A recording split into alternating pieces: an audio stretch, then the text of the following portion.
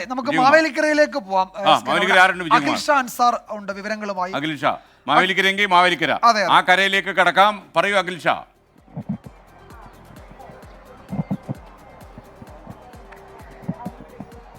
മാവേലിക്കരയിലും രാവിലെ മുതൽ തന്നെ ശക്തമായ പോളിംഗ് ആണ് നടക്കുന്നത്. നമ്മൾ നേരത്തെ പറഞ്ഞതുപോലെ ഇപ്പോൾ തന്നെ 20%-ലധികം പോളിംഗ് മാവേലിക്കര മണ്ഡലത്തിലെ നിരവധി ബൂത്തുകളിലായി നടത്തുന്നുണ്ടെന്നാണ് ഏറ്റവും പ്രത്യേകമായി നമുക്ക് എടുത്തു പറയേണ്ടത്.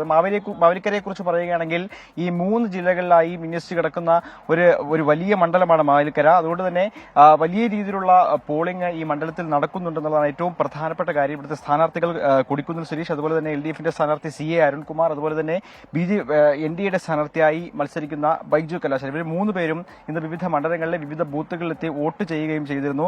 കൂടാതെ ഈ വിവിധ മന്ത്രിമാർ ഉൾപ്പെടെ വോട്ട് ചെയ്യുന്ന ഒരു മണ്ഡലം കൂടിയാണ് മാവേലിക്കര. KN ബാലഗോപാൽ, അതുപോലെ തന്നെ സജി ചെറിയാൻ, KB ഗണേഷ് കുമാർ തുടങ്ങിയ മന്ത്രിമാരും ഈ മണ്ഡലത്തിൽ വോട്ട് ചെയ്തുള്ളതാണ് ഏറ്റവും വലിയ പ്രത്യേകത. എന്തായാലും മാവേലിക്കരയെ കുറിച്ച് പറയുകയാണെങ്കിൽ കഴിഞ്ഞ വർഷങ്ങളായി തന്നെ ഈ കോൺഗ്രസിന് വളരെ അനുകൂലമായി നിൽക്കുന്ന ഒരു മണ്ഡലം കൂടിയാണ് മാവേലിക്കര.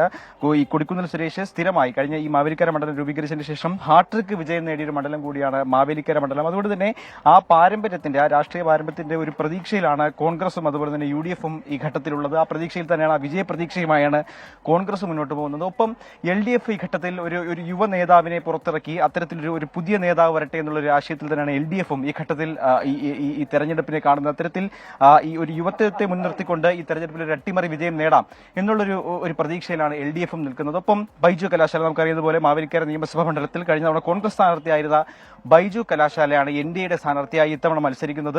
അതുകൂടി കണക്കെടുത്ത് ഈ നേരത്തെ ഈ ബൈജു കലാശാലയ്ക്ക് കഴിഞ്ഞ തവണ നമ്മൾ ഈ മണ്ഡലത്തിൽ കണ്ടതുപോലെ തന്നെ 1,00,000-ലധികം വോട്ടുകൾ അത് BJP നേടിയിരുന്നു.